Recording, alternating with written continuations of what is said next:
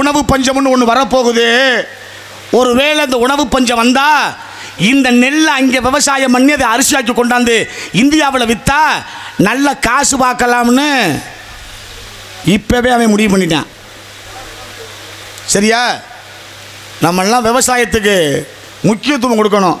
அதனால தான் அப்பனும் அம்மாவும் அற்புதமான விஷயத்தை நமக்கு சொல்லி கொடுத்தாங்க. என்ன சொல்லி கொடுத்தாங்க தெரியுமா?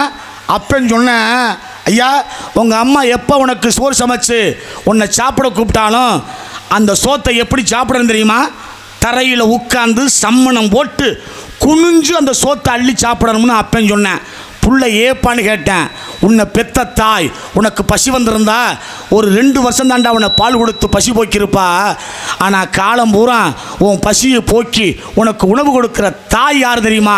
உன்னை பெத்த தாய் இல்லைடா, இந்த பூமிங்கிற தாய். இந்த பூமியில் தாண்டா அத்தனையும் விளையுது, அதை தாண்டா அறுவடை பண்ணி உலகமே சாப்பிடுது. அந்த தாய்க்கு ஒரு நன்றி சொல்லணும்னா தரையில் உட்காந்து சம்மணம் போட்டு குனிஞ்சு சாப்பிட்றான்னு சொல்லி கொடுத்தேன் அப்போ. அதனால தான் நம்ம வாழ்க்கையில் சாப்பிட்ற பொழுது குனிஞ்சு சாப்பிடணும் அப்படிங்கிற பண்பாடு. குடிக்கிற தண்ணி அண்ணாந்து குடிக்கணும்னா ஏன்?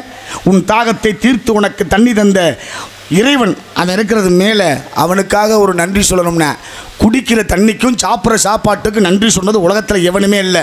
உட்கார்ந்துருக்க தமிழன் நீங்கள் மட்டும்தான். ஹலோ, ஒரு உண்மையை சொன்ன திருலோக சஞ்சாரி அவர்களுக்கு என்னுடைய சார்பாக ரூபாய் 100 அன்பளிப்பாக. நன்றி நன்றி நன்றி. இதான் உண்மை. நம்ம எத்தனை லட்சம் பணம் வச்சுருந்தாலும் பசி வந்துச்சுன்னா இதை பிச்சு ஒன்றும் திங்க முடியாது. சோத்தை தின்னத்தான் பசி அடங்கும் இல்லையா? அதைத்தான் அற்புதமாக சொன்னேன். அடி காட்டுக்கு நடு மாட்டுக்கு நுனி வீட்டுக்குன்னு சொன்னவன் விவசாயி இல்லையா? அப்படின்னா என்னென்னு தெரியுதா ஐயா? என்னென்னு தெரியுதா? அப்படின்னா பெரியவங்களுக்கு தான் அது தெரியும். தம்பி உங்களுக்குலாம் தெரியுமாடா? அது எப்படி தெரியும்னு சொல்ல முடியும்? அது அதை தான் சொல்கிறேன். அது சின்ன பிள்ளைக்கு எப்படி தெரியும்? பெரியவங்களுக்கு தான் தெரியும். அன்னைக்கு போய் வயலில் கருதறுத்தோம்ல, இன்றைக்கி யாராவது அறுக்கிறோமா? இல்லை. ஏன் மாறி போச்சு? அவங்களுக்கு தான் அவங்களுக்கு தெரியாது. அது அன்றைக்கெல்லாம் வயலில் கருதறுக்கிற பொழுது அந்த அடி வயலில் அங்கேயே இருந்துச்சு. அடி காட்டுக்குன்னு நடு மாட்டுக்குன்னு வைக்க மாட்டுக்கு போட்டேன். நுனி நெல் வீட்டுக்கு. இந்த விவசாயத்துடைய தன்மையை பாரு. அடி காட்டுக்கு நடு மாட்டுக்கு நுனி வீட்டுக்குன்னு. அதில் என் அம்மா என்ன பண்ணா தெரியுமா? அடித்த நெல்லில் ஒரு 2 மூட்டையை முதல் நாள் ஊற வச்சா, அடுத்த நாள் அவிச்சா, 2 நாள் சென்று ஆளாக்கி அரைச்சி அரிசியை அவ வச்சுக்கிட்டா, தவிட்ட மாட்டுக்கு போட்டா, குருணையை கோழிக்கு போட்டா. எவ்வளவு ஒற்றுமையாக இருந்த விவசாயம் இன்றைக்கி என்ன ஆச்சுன்னு தெரில.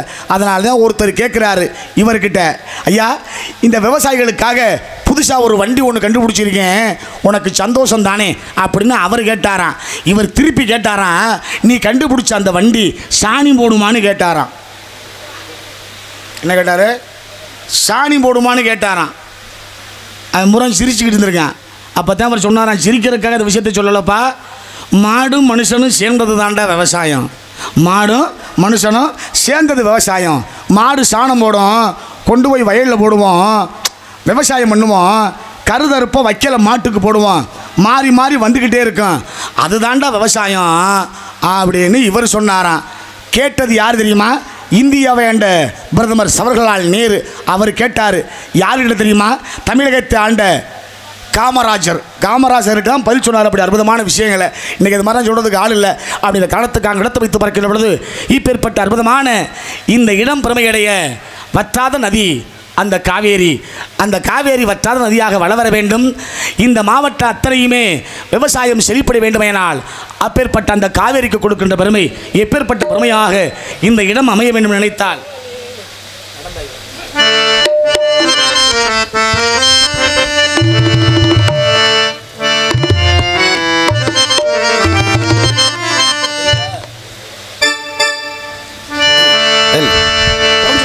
ஏன் நீங்கள் அதை குறைச்சிக்கிட்டே இருக்கீங்க தெரிய மாட்டேங்குது.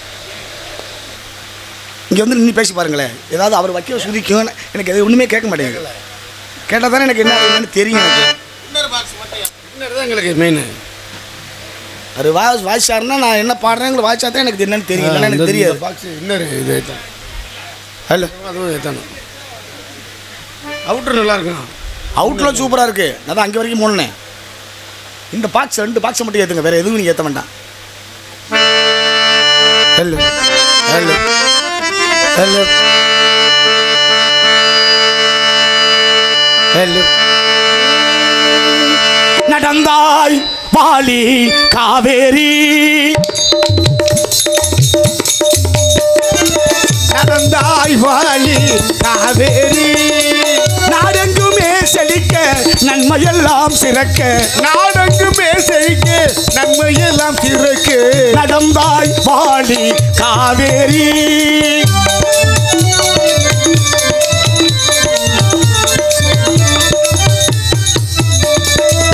அடர்ந்த மலை தொடரில் அவதரித்தார்,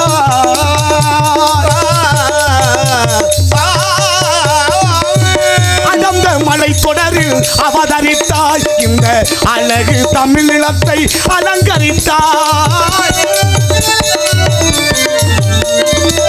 நடந்த முன்வழி எல்லாம் நலமளித்தாய், நடந்த முன்வழி எல்லாம் நலமளித்தாய். நங்கையர் புனைவ நங்கமும் மலர் கொஞ்சம் சோலைகள் நெருங்கவும், இன்பயாழிசை முழங்கவும் சதீஷம் தமிழ் வழங்கவும், அடர்ந்து தொடர்ந்து வளைந்து நெளிந்து அலையடல் எண்ணுவது மணமகள் துணை பரவே, நடந்தாய் வாலி காவேரி.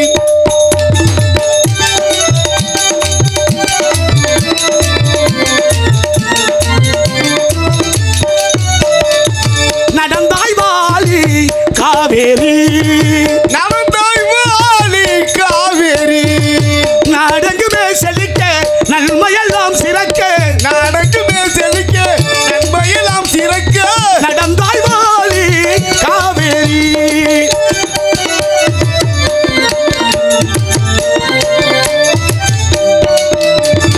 உணவளிக்கும் உழவர்க்கெல்லாம் கண்ணாக, பண்பு உயர்ந்த தமிழ் நாட்டு செல்ல பெண்ணாக, உணவளிக்கும் உழவர்க்கெல்லாம் கண்ணாக, பண்பு உயர்ந்த தமிழ் நாட்டு செல்ல பெண்ணாக, புலவரெல்லாம் பாராட்டும் பொண்ணாக, புலவரெல்லாம் பாராட்டும் பெண்ணாக, பொங்கி வரும் காவிரியே வாழியவே, நடந்தாய் வாலி காவேரி, நாடெங்குமே செழிக்க நன்மையெல்லாம் சிறக்கு, நடந்தாய் வாலி காவேரி. இப்படி அற்புதமான அந்த காவேரி கரை புரண்டு ஓட வேண்டும். இந்த நாட்டில் விவசாயம் குறையாத நிலை உருவாக வேண்டும். அப்படின்னு அற்புதமான ஒரு காரணம்.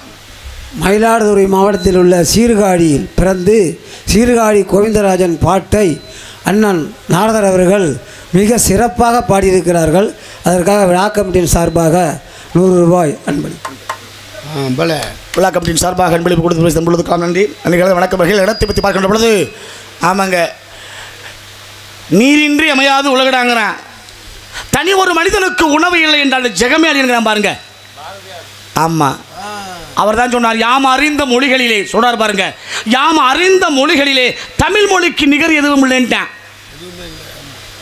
அப்போ அவருக்கு எத்தனை மொழி தெரிஞ்சிருக்கணும், அவ்வளவு சிறப்பு, அவ்வளவு அற்புதம், அழகு நிறைந்த பெருமையான இந்த சோலையை வைத்து பார்க்கின்ற பொழுது அனந்தருக்கு மரங்களும் அழகான சோலைகளும் வானத்தை துரத்துகின்ற வண்ண மேகங்களும் ஓடுக நீர் ஓடுக முதுகின்ற பூக்களும் கணீர் என்ற காண ஓசையும் கண்ணிக்க கொண்ட அழகு மலைகளையும் பார்க்கின்ற பொழுது பெருமையான இந்த இடத்தை வர்ணிக்க வேண்டுமையினால் நாட்டில் மழை பெஞ்சுன்னா அடுத்து விவசாயம் தான்.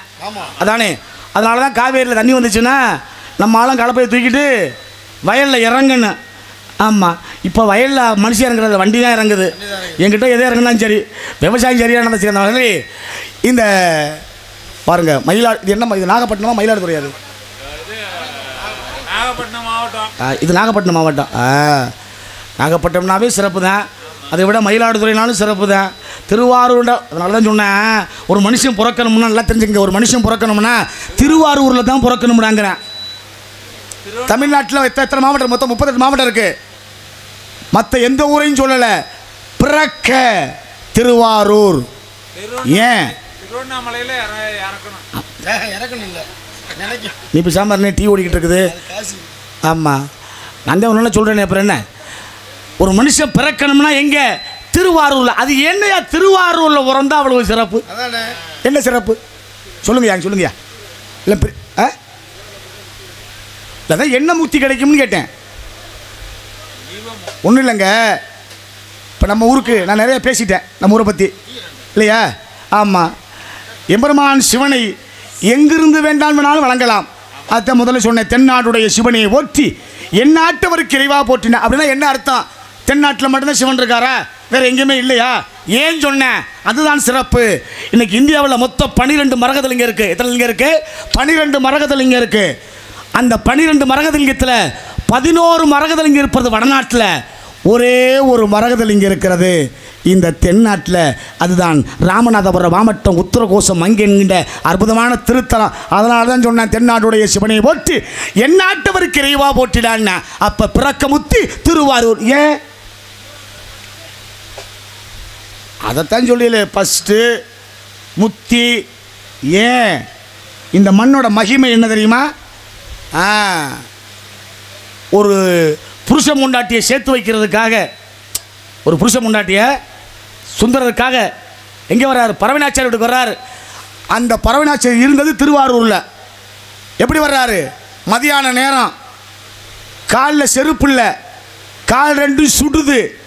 அந்த வெயிலில் நடந்து வர்றார். தன் நண்பனுக்காக, அவர் கட்டிய மனைவியை சேர்த்து வைப்பதற்காக இந்த உலகத்தெல்லாம் கட்டி ஆகின்றான எம்பெருமான் சிவன். அவர் கால் பாதுகை இல்லாமல் நடந்து வந்த மண், நடந்து வந்த ஊர் அந்த திருவாரூர். அதனால தான் திருவாரூரில் ஒரு மனுஷன் பிறந்தால் முக்தி. சும்மா அவன் சொல்லி வைக்கல, காரணம் இல்லாமல் சொல்லி வச்சிருக்கானா? பத்தியில் இவ்வளவு சிறப்பு, இவ்வளவு அற்புதம். இதை விட ஒரு சிறப்பு சொல்கிறேன், கேட்டுக்கங்க. இந்த துண்டு போட்டுக்காரு, பச்சை துண்டுக்காரு, அந்த துண்டை இடனே, சும்மா தோல் போட்டு துண்டை இடனே, ஒன்றும் பிரச்சனை, சும்மா எடுங்க. இப்போ இந்த தோலில் அந்த துண்டை போட சொன்னால் இந்த பக்கம் போடுவீங்களா அந்த பக்கம் போடுவீங்களா? சரியாக போட்டு காமிங்க பார்ப்போம். நீ நானே உனக்கு தானே போட்டு பார்ப்போம், எப்படி துண்டு போடுவேன்னு பார்க்குறேன். போடு. அப்படித்தானே துண்டு போடுற. அப்போ உனக்கு தெரியுது துண்டு இந்த பக்கம் தான் போடணும் அப்படின்னு விஷயம் தெரியுது இல்லை? ஆம்பளை ஏன் இந்த பக்கம் துண்டு போடணும்? ஏயா துண்டு போடணும்? என்ன சிரிக்கிற? இத்தனை வருஷம் ஆச்சு இல்லை தோளில் துண்டு போடுறீல்ல, ஆனால் ஏன்னு தெரியலை. என்ன காரணம் சொல்கிறேன், நல்லா கேட்டுக்க. துண்டு போடுறதுக்கே வழிவகுத்தவன் தமிழன். இந்த உலக நாட்டில் எங்கே எந்த இதிலையும் இல்லாத அற்புதமான பெருமை தமிழனுக்கு மட்டும்தான் உண்டு. அதனால தான் இன்றைக்கி சோழ நாடு, சேரநாடு, பாண்டிய நாடு 3 நாட்டை விட சோழ நாட்டில் தான் சிவ ஆலயங்கள் அதிகம். சோழ நாட்டில் தான் சிவ ஆலயங்கள் அதிகம். எவ்வளவு அற்புதம், வரலாற்று சிறப்பு மிகுந்த. இன்றைக்கி தமிழ்நாட்டில் எத்தனை ஊர் இருந்தாலும் அந்த ஊர்களுக்கெல்லாம் இல்லாத ஒரு மென்மேலும் சிறப்பு நம்ம கோயில், கன்று, ஆப்பு ஊர். நடுத்தரிநாதர் எவ்வளோ ஒரு சிறப்பு. புருஷன் சொல்லி நினைக்கிறேன், என்னடா எப்போ பார்த்தாலும் சிவசிவா சிவசிவான்னு கும்பிட்டுக்கிட்டே இருக்காளே, இந்த சிவலிங்கத்தை தூக்கி தண்ணிக்குள்ளே போட்டுட்டா என்ன பண்ணுவா இவ அப்படின்னு அவன் நினச்சேன். அதே மாதிரி செஞ்சு முடிச்சு விட்டேன். வீட்டு வாசலில் மாடு கட்டி கிடக்குது. பார்க்குறான் மனைவி, சிவலிங்கத்தை தானே கொண்டு போட்ட, இந்த இருக்குல்ல முளைக்குச்சி, இந்த குச்சியை சிவனா நான் வணங்கினா நீ என்ன பண்ணுவேன்னு பொட்டு வச்சு பூ வச்சு அலங்காரம் பண்ணி நட்டு வச்ச முளைக்குச்சியை சிவனான்னு நினச்சி அவன் வணங்கினான். அவன் பார்த்தான் புருஷங்காரன், எடுத்தான் கோடாலியை போட்டான், நடுவில் தறி தெரிச்சிச்சு. உள்ளேருந்து சிவன் பிரசன்னமாகி அந்த பக்திக்கு காட்சி கொடுத்தார். அப்பேற்பட்ட சிறப்பு மிகுந்த ஊர் தான் கோயில் கன்றாப்பூர் அப்படிங்கிற நம் வணங்கக்கூடிய அற்புதமான அந்த நடுத்தரிநாதனுடைய பெருமை. இதைத்தான் உணர்த்தினான் இந்த உலகத்துடைய முழு முதற் கடவுள் எம்பெருமான் சிவன். அவர் என்ன பண்ணுறாரு? ஆணும் பெண்ணும் சமம், கணவனும் மனைவியும் சமம் தாண்டா அப்படின்றக்காக இந்த பக்கத்தை சிவபெருமான் பராசக்திங்கிற மனைவிக்கு கொடுக்குறார். இன்றைக்கி நம்ம ஊரில் அம்மா ஓயாமல் செய்கிற வேலை என்ன சொல்லுவோம் தெரியுமா? இந்த மாறாப்பை சரி பண்ணணும். இதுதான் நம்ம ஊரில், நம்ம வீட்டில் நம்ம மனைவியோ அக்காவோ அம்மாவோ யாராக இருந்தாலும் சரி செய்கிறது இந்த மாறாப்பை மட்டும்தான். பொம்பளை எம்பெருமான் சிவன் தான் உடம்பில் பாதி இந்த பக்கம் கொடுத்துட்டாரு, பாதி சிவனுடைய உடம்பு. இந்த ஊரில் ஒரு அம்மா அவள் மாறாப்பை சரி செய்யணும்னா அவள் சரி செஞ்சுக்குவா. ஆனால் நான் இடது பாகத்தை என் மனைவியான பராசக்திக்கு கொடுத்துட்டேன். ஒரு கொங்கை இந்த பக்கம் இருக்கு. அந்த கொங்கையை மறைக்கிறதுக்கு என்னால் எதுவும் செய்ய முடியாது. இந்த பூமியில் வாழ்கிற அத்தனை ஆம்பளைங்களும் சிவனா நினச்சி அவங்க போடுற துண்டை இந்த பக்கம் போட்டால் பராசக்தியின் கொங்கை மறைப்பதற்காக ஏற்படுத்தப்பட்ட அற்புதமான பெருமை. அதனால தான் துண்டு இந்த பக்கம் போடுற கொள்ளி வகுத்திருக்கின்றான். ஒரு துண்டு போடுறதுக்கு எவ்வளோ விஷயம் இருக்குயா? இப்போ தெரிஞ்சுக்கிட்டியா துண்டு ஏன் போடுறோம்னு? சும்மா போடலை, துண்டு இந்த பக்கம் தான் எப்பவுமே போடணும், துண்டை மாற்றி போடவே கூடாது. இவ்வளவு சிறப்பு, இவ்வளவு அற்புதம் நிறைந்த இந்த புண்ணிய பூமியை பார்க்கின்ற பொழுது இந்த இடத்துல ஏற்பட்ட விவசாயிகள் வாழ வேண்டும். அந்த விவசாயிகள் வாழ்ந்தால் இந்த நாடு நலம் பெறும், இந்த ஊரும் நலம் பெறும் என்பதற்காக அந்த விவசாயிகளுக்கு கொடுக்கின்ற பெருமை எப்பேற்பட்ட பெருமை தெரியுமா?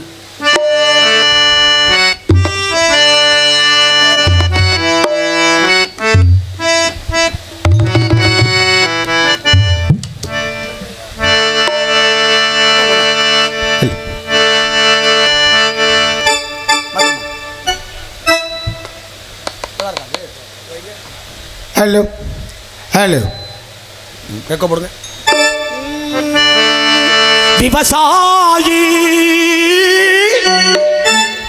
விவசாயி கடவுள் என்னும் முதலாளி கண்டெடுத்த தொழிலாளி விவசாயி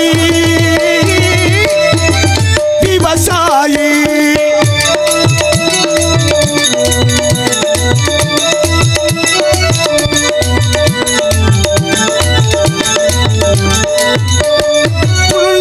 பாதையிலே மனச வச்சு முழு மூச்சாய் அதற்காக இனம் உழைத்து முன்னேற்ற பாதையிலே திணை விதைத்து முழு மூச்சாய் அதற்காக மண்ணிலே முத்தெடுத்து பிறர் வாழ, மண்ணிலே முத்தெடுத்து பிறர் வாழ வணங்கும் குணமுடையோ விவசாயி விவசாயி விவசாயி.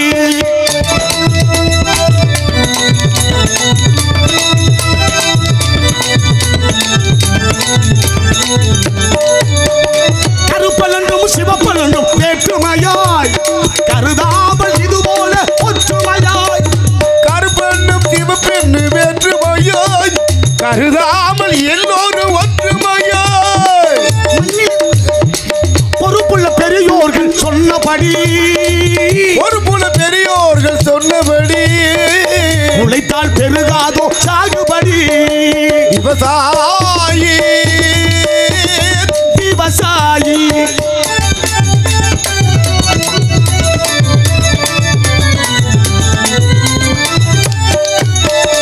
என்ன வளம் இல்லை இந்த திருநாட்டில், என் கையை ஏந்த வேண்டும் வெளிநாட்டில். என்ன வளம் இல்லை என்ற திருநாட்டில் என் கையை ஏந்த வேண்டும் அயல் நாட்டில். ஒழுங்காய் பாடுபடு அயல் காட்டில், ஒழுங்காய் பாடுபடு வயல் காட்டில். உயரும் உன் மதிப்பு அயல் நாட்டில். விவசாயி விவசாயி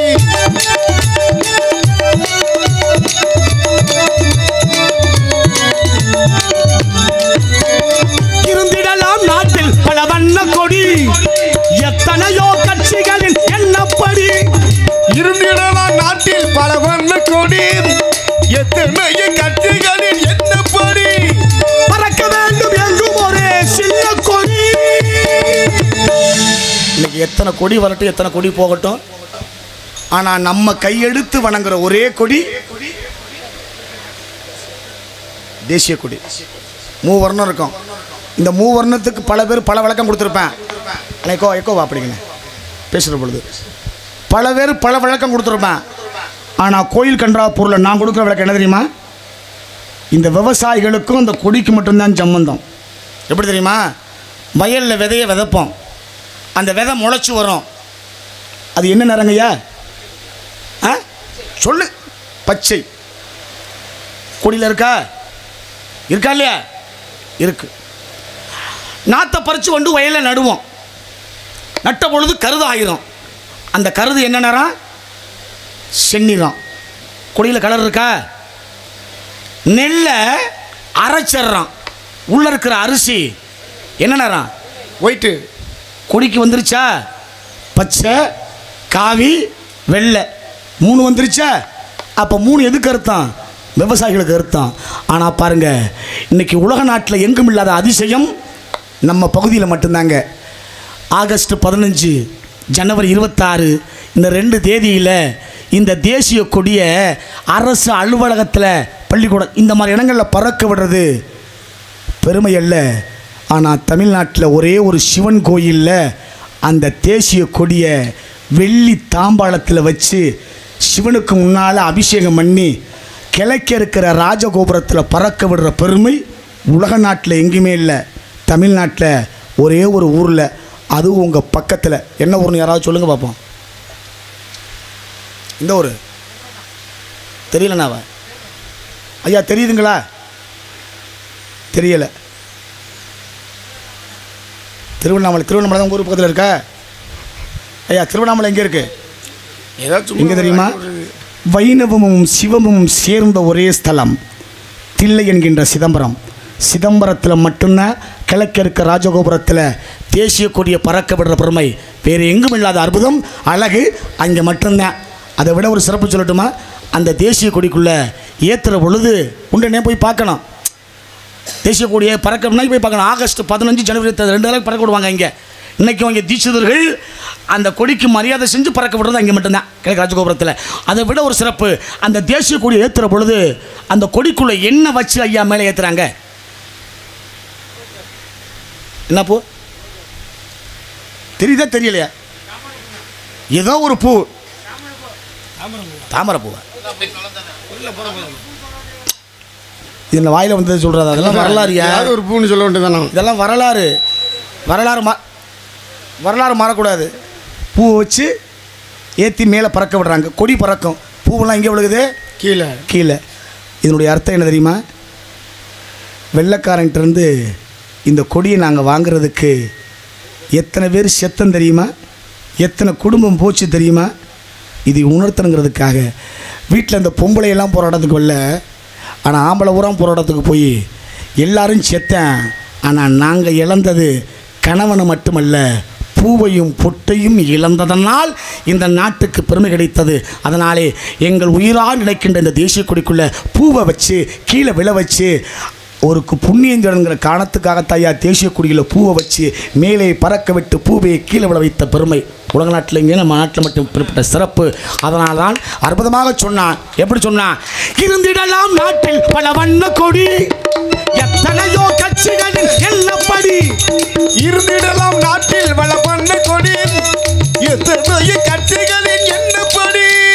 பறக்க வேண்டும் எங்கும் ஒரே சின்ன கொடி, அது பஞ்சம் இல்லை என்னும் அன்னக்கொடி.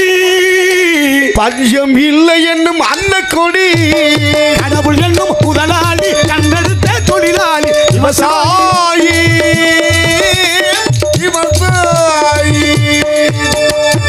இப்படி அற்புதமாக இந்த நாடு நலம் பெற வேண்டும். நாடு பேர் சொல்ல விரும்பல. நாரதருக்கு 101 ரூபா அன்பளிப்பு. சொல்லாத அன்பு உள்ளம் அன்பளி சஞ்சாரிக்கு, திருலோக சஞ்சாரிக்கு. உலகம் 14 இருக்குதுண்ணே. சொற்கலோகம், பூலோகம், புபர்லோகம், ஜனலோகம், தப்பலோகம், மகளோகம், சத்தியலோகம், அதெல்லாம் விதெல்லாம் சுதெல்லாம் ரசத்தெல்லாம் தராதெல்லாம் மகாதலம். யாரும் சஞ்சாரிக்க முடியாது, நீங்கள் தான் சஞ்சாரிக்கலாம். அதனால் அந்த 100 ரூபாய் உங்களுக்கு. ஆமாம், அப்படிங்கிற காரணம் அழகு, அற்புதம், பெருமை எடுத்து வைத்து பார்க்கின்ற பொழுது அனதற்கு மரங்களும் அழகான சோலைகளும் வானத்தை துரத்துகின்ற வண்ண வேகங்கள் ஓடி நீலோடி உதிர்கின்ற பூக்களும் கணிரண்ட காண ஓசியும் கண்ணுக்கு கொண்ட அழகு மலைகளையும் பார்க்கின்ற பொழுது இப்பேற்பட்ட இந்த குறிஞ்சி நிலத்தை பார்த்தால் ஆஹா, இன்னைக்கு கொஞ்சம் வித்தியாசமாக தெரியுதப்பா. என்னைக்கு பார்க்காத சக்தி. என்ன இது? என்ன மரம்? இது என்ன மரம்னே? எது வேங்க மரம்? வேங்க மரம், அருத மரம், இதெல்லாமா? சரி, இந்த நடுவு ஓடுது ஆறு, அது என்ன ஆறு? காவேரிக்கும் தொண்டை நாட்டுக்கு என்ன சம்பந்தம் இருக்கு? தொண்டை நாட்டில் ஓடுற நதி என்ன நதி? சோழ நாட்டில் காவேரி, பாண்டிய நாட்டில் வைகை இல்லையா? தொண்டை நாட்டில் என்ன நதி ஓடுது? நீங்கள் சொல்லியால் உள்ள இருக்கவங்களை கேட்கட்டுமா? உள்ள இருக்கவங்களை கேட்டுக்கோமா? அப்படிங்கிற காரணத்துக்காக இவ்வளவு அற்புதம் நிறைந்த பெருமையான இந்த இடத்தை வைத்து பார்க்கின்ற பொழுது இந்த இடத்தை வர்ணிக்க நினைத்தால்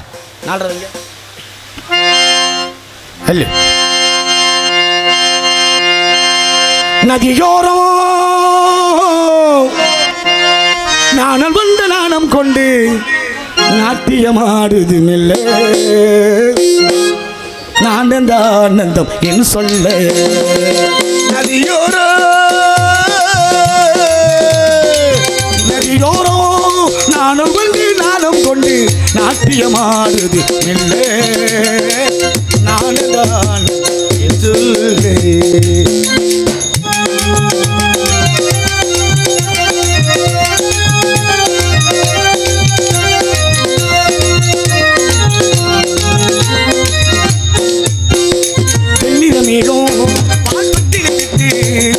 ஓடுவதென்ன மலையை மூடுவதென்ன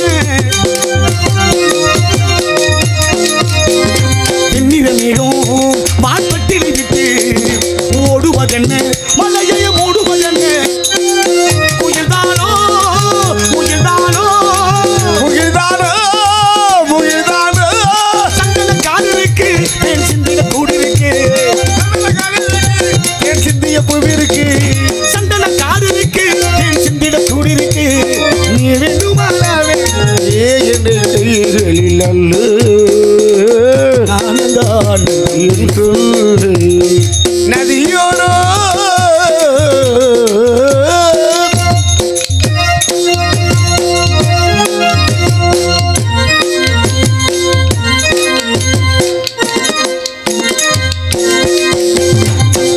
தோட்டம் நீ தேவதையாட்டம் மின்னுவதென்ன மலையை அள்ளுவதென்ன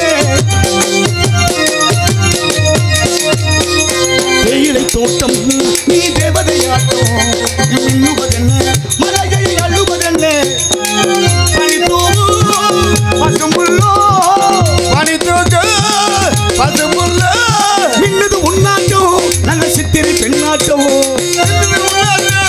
சித்திரை கண்ணாட்டு காதல் நான் சொல்லே நதியோரோ நானும் கொண்டு நாட்டியமாடு நான்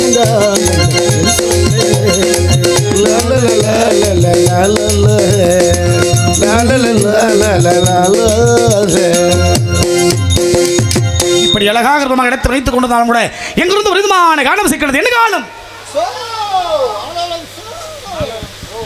குண்டு பல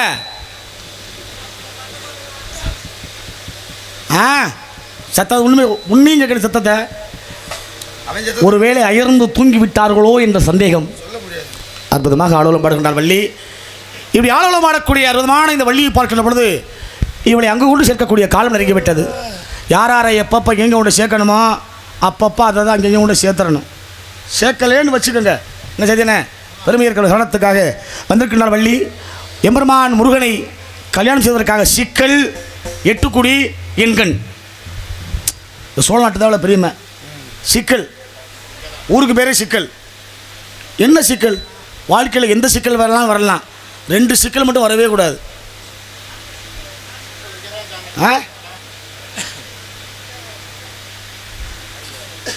சிக்கல் இருக்கிறதா கதை சொல்கிறேன் எனக்கு சிக்கலை பற்றி தெரியாத சிக்கல் எட்டுக்குடி எண்கண் 3 ஊரில் உள்ள முருகனை செஞ்சது ஒரே ஒருத்தர் தான் ஒரு சிக்கல் தானே நான் சொல்லி முடிச்சாரு சிக்கல் சிங்கார வேலன் சிக்கலிலே வேல் வாங்கி எங்கே சம்காரம் திருச்செந்தூர்லே சம்காரம் வேல் வாங்கினது சிக்கல்ல ஆனால் சம்காரம் பண்ணது செந்தூரில் எவ்வளோ ஒற்றுமை பற்றியில் அவ்வளவு சிறப்பு அவ்வளவு பெருமை அற்புதமான இடத்தில் ஆலோலம் ஆடுகின்றால் வள்ளி இப்படி ஆலோலம் ஆடக்கூடிய இந்த வள்ளியை சீக்கிரமாக கந்தப்பெருமான் மனமுடிக்க வேண்டும் அப்படிங்கிற ஒரு காரணத்தோடு வந்திருந்தாலும் கூட இவளுடைய அழகினுடைய பெருமையை பார்க்கின்ற பொழுது இவளை வணிக்கம் நினைத்தால் எப்படி வணிக்கம் நினைக்கின்ற பொழுது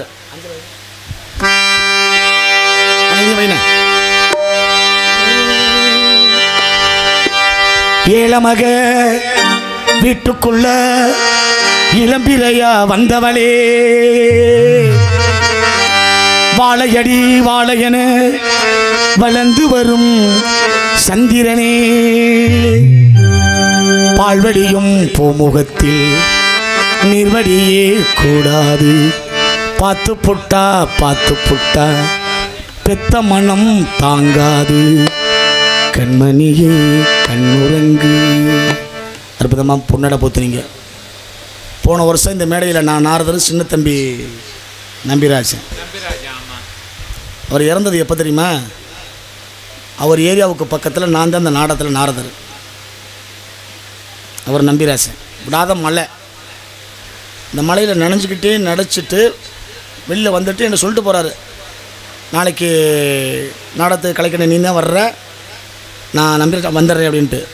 வந்து உட்கார்ந்துருக்கிற பொழுது தான் அவர் இறந்தார். அவரை கடைசியாக சந்தித்தது நான் தான். ஏன்னா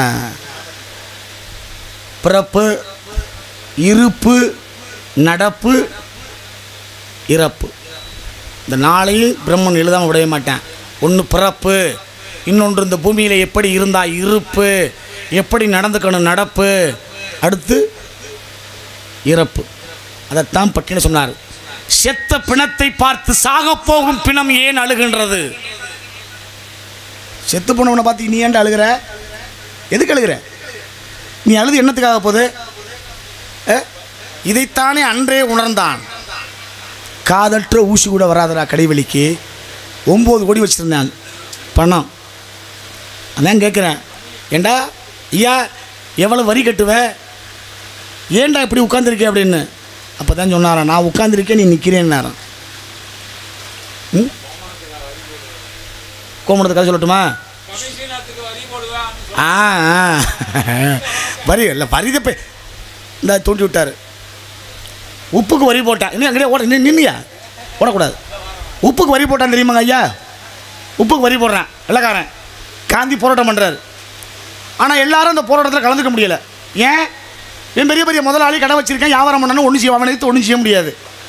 ஒரு ஒப்பந்தம் போட்டான் பாரு, நாங்கள்லாம் போராட்டத்துக்கு வர முடியாது, போராட்டத்தில் யாரெல்லாம் கலந்துக்கிறாங்களோ அவங்களுக்கெல்லாம் நாங்கள் இலவசமாக அரிசி பருப்பு துணிமணி எல்லாம் தர்றோம், வெளியே தெரியாமல் அப்படின்னு ஒப்பந்தம் பண்ணாங்க. சரி, போராட்டத்துக்கு போனவன் போகாதவன் எப்படி உனக்கு தெரியும்? அப்போ தான் சொன்னாரான் அவர். யார்? கடையில் போய் சாமானை வாங்கு, சாமானை வாங்கினதுக்கப்புறம் காசு கேட்பேன், ஒரே ஒரு விஷயத்தை மட்டும் சொல்லிட்டு வான்னு. என்ன விஷயம்? கணக்கு, காந்தி கணக்குன்னு மட்டும் சொல்லிட்டு வந்துடு. இந்த ஒரு நிமிஷம் கதையை முடிச்சுக்கிறேன். என்ன கணக்கு? போய் சாமானை வாங்குவேன், இப்போ காசு காந்தி கணக்குமே. அப்போ இவன் போராட்டத்துக்கு போகணுவேங்கிற விஷயத்த அவன் உணர்ந்தான். ஆமாம், அண்ணன் வரி போடுறேன்னு சொன்னாலும் அதுக்காக சொல்ல வந்தேன். அன்னைக்கு அவனும் வரி போட்டான்னு என்னாச்சு? தர்மத்தின் வாழ்வு தன்னை சூது கப்பும், பின் தர்மம் தான் வெல்லும் என்பதுதான் நிலைப்பாடு. சொல்லுங்க ஐயா. விட்டுவிட போகுது உயிர், விட்டவுடன் உடலை சுற்றத்தார் சுற்றறிக்க நின்றிடுவார். காலன் வருமுன்னே கண்பஞ்ச அடையும் முன்னே குற்றாலநாதனையே கூறு என்று பட்டினத்தடிகள் சொன்ன இந்த இதுக்காக ஐயா திருலோக சஞ்சாரி அவர்களுக்கு என்னுடைய சார்பையில் 1000 ரூபா அன்பளிப்பு அளிக்கலாம். அண்ணே நல்லா படிச்சுட்டு போகிற அடுத்து நாரதர் போடலாம் போல இருக்கு. இல்லை, இதாங்க விஷயமே. இன்றைக்கி நல்ல விஷயம் சொல்கிறதுக்கெல்லாம் ஆள் இல்லை. என்ன பண்ணுறாரு? கோவணத்தை கட்டினார். அவர் சொன்ன கதைக்கு சொல்ல வர்றேன். கோவணத்தை கட்டினார், வெளியில் வர்றாரு. அம்மா கேட்குறா, எங்கேப்பா போகிற? இந்த வாழ்க்கை எமக்கு வேண்டாம், எல்லாத்தையும் வெறுத்துட்டேன்னாரு. சரிடா, உன்னை பெத்த தாயிடா, ஒருவேளை நான் செத்த என்னை யாரா கொண்டு சுடுகாடு போடுறது அப்படின்னு அம்மா கேட்டா. எல்லாரும் கேட்குறது தானே. அப்போ அவர் சொல்கிறாரு, அம்மா எனக்காக நீ ஒரு முடிச்சவுத்த, அது எனக்கு தெரியும். நான் பிறக்கிறதுக்காக ஒரு முடிச்ச நீ கழுத்தில் வாங்கின, அது ஊருக்கு தெரியும். எனக்காக நீ ஒரு முடிச்ச வச்சிருக்கிறது உனக்கு மட்டும்தான் தெரியும். ஆனால் உனக்காக ஒரு முடிச்ச நான் இடுப்பில் போட்டிருக்கேன். என்னைக்கு இந்த முடிச்ச அவருதோ அன்னைக்கு நீ இறந்த செய்தி கேட்டு உன்னை தகனம் பண்ண வருவேன்ட்டு போனேன். காலம் கடந்தது, மதியான நேரம், இடுப்பை பார்க்குறேன், முடிச்ச காணோம். அம்மாவுக்கு ஏதோ அப்படின்னு உடியாந்தேன் வீட்டுக்கு. எங்கடா எங்கள் அம்மான்னு? செத்து சுடுகாடுன்னாங்க. ஓடுனேன் சுடுகாட்டுக்கு, விறகு கட்டையை அடுக்குனேன், தாய் உடலை தூக்கி மேலே வச்சேன். அழுது புலம்புறேன், என்னை 10 மாதம் சுமந்து பெற்ற தாயே, இந்த விறகு கட்டை மேலே உன் மேனியை வச்சா உன் மேனி நோகுமே அப்படின்னு நினச்சேன். ஓடுனேன், 3 வாழை மரத்தை வெட்டினேன், கொண்டு வந்து அடுக்குனேன், அது மேலே தூக்கி தாய் உடலை வச்சேன். நீ அழுகிற மாதிரியே அத்தனை பேர் அங்கே அழுதாங்க ஐயா. நினைக்கிறேன் பார், அம்மா என்னை பெத்த தாய் இந்த விறகுக்கிட்ட எடுக்காம இந்த வாழை மட்டையில் உன்னை அடுக்கு வச்சு உன்னை தகனம் பண்ணுறேன். என்ன அத்தனை பேரும் சிரிக்கிறேன், எப்படா வாழை மட்டை எரியும்னு சொன்னான் பார். கையெடுத்தேன், சிவனை வணங்கினேன். முன்னையிட்டதி முப்புறத்திலே, பின்னையிட்டதி தென்கிழங்கையிலே, அன்னையிட்டதி அடிவயத்திலே, யானுமிட்டதி மூழ்க மூழ்க மூழ்க என்று பாடினான் பட்டினத்தார். அப்பேற்பட்ட தாய்க்கு பெருமை தந்த வெண்பாவை சொன்ன அற்புதமான மாமனிதம்.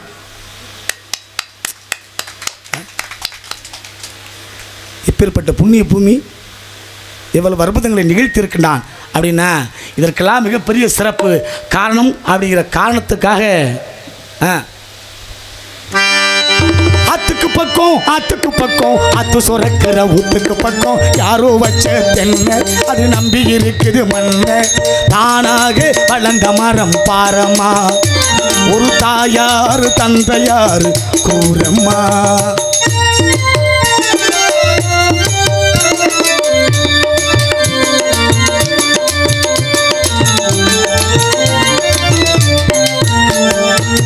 ஆண்டவனும் நானும் இங்கே அண்ணன் தம்பி கேளு உள்ள அவனுக்கு என்ன போல அப்பா அம்மா யாரும் இல்லை. ஆண்டவனும் யாரும் இங்கே அண்ணன் இல்லை அவனுக்கு என்ன போல அப்பா அம்மா யாரும் இல்லை. ஓடும் நதி ஒருத்தனுக்கு சொந்தமில்லை அம்மா, ஓடும் நதி ஒருத்தருக்கு சொந்தமில்லை அம்மா. ஓட்டை கூறி வீட்டுக்காரர் சொல்வதெல்லாம் சும்மா. இன்னைக்கு சொல்றேன், எவ்வளவோ பாட்டு வந்துருச்சியா. என்னமோ ஒரு பாட்டு வந்து மச்சடி தரேனே, என்ன பாட்டுனே ஊக்கோ சொல்றியா மம் என்ன சிரிக்கிற? பாட்டு வந்துச்சா வரலையா? இன்னொரு பாட்டு சொன்னா எனக்கு ஒரு டான்ஸுக்காரி அப்பச்சி கேட்டியா அப்பத்தா அப்படி பாட்டு இருக்கா? இருக்கு சாமி. அடங்கோக்கா மக்கா என்னடா பாட்டு. ஆனால் பாருங்க, காலத்தால் அழிக்க முடியாத கவிஞன்னா ரெண்டு பேர் தாங்க. யாரது? ஒன்று பாட்டுக்கோட்டை என்கின்ற பட்டுக்கோட்டை கல்யாண சுந்தரம், இன்னொன்று கவியரசு கண்ணதாசன். இந்த ரெண்டு பேர் கொடுத்த பாட்டை இன்னைக்கு மறக்க முடியுமா அப்படின்னா மறக்க முடியாது. அப்படிங்கிற காரணம் உண்டு. அப்படிங்கிற காரணத்துக்காக அப்படிங்கிற காரணம் இருக்கிற இந்த வகையிலே பெற வேண்டும் காவலாளி, துவக்க வேண்டும் கழகத்தை, கழகத்தை துவக்கி நடத்த வேண்டும் சீக்கிரம் கல்யாணத்தை. ஏன்னா அந்த ஊரில் முருகனை 3 மணிக்கு எதிர்பார்க்கணும்னு நினைப்பாங்க. கல்யாணத்துக்காக சுந்தரமது தம்பு படிச்சு ரந்தமங்க இவன்